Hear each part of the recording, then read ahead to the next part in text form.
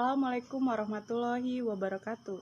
Perkenalkan, nama saya Windy Monalisa.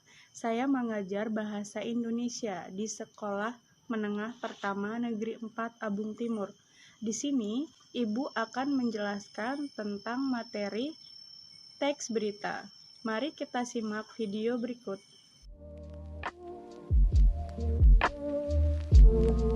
Kompetensi dasar KD 3.2 Menelaah struktur dan kebahasaan teks berita.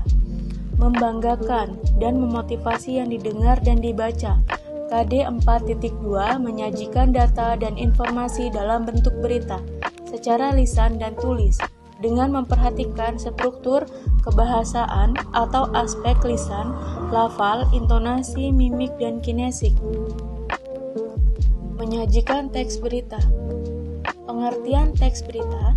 Teks berita merupakan teks yang berisi segala peristiwa yang terjadi di dunia. Teks berita biasanya disajikan melalui berbagai media, seperti koran, majalah, televisi, internet, dan media lainnya.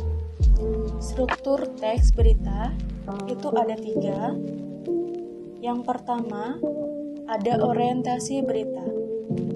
Orientasi berita merupakan bagian pengenalan masalah atau hal yang akan dibahas dalam berita. Yang kedua, peristiwa. Struktur ini menceritakan tentang kejadian yang terdapat pada peristiwa atau hal yang ingin dibahas secara rinci dan berurutan. Ingat ya, anak-anak, di bagian ini harus menjelaskan unsur mengapa dan bagaimana. Yang ketiga, sumber berita. Sumber berita ini biasanya terletak di bagian awal berita atau akhir berita. Selanjutnya, menyajikan data dan informasi dalam bentuk berita. Hal yang harus diperhatikan saat menyajikan berita itu yang pertama, tentukan topik penulisan berita. Yang kedua, tentukan sumber informasi. Yang ketiga, catatlah informasi dari berbagai informasi. Yang keempat, kembangkan catatan informasi. Yang kelima, baca kembali teks berita. Langkah-langkah menulis teks berita. Yang pertama, menentukan inti informasi faktual, aktual, fungsional. Yang kedua, menyusun kerangka berita.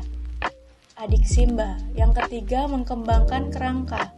Yang keempat, menentukan judul berita. Yang pertama harus akurat. Yang kedua, mencerminkan isi berita. Yang ketiga, menarik pembaca. Yang keempat, bermakna tunggal. Yang kelima, membacakan berita. Terima kasih.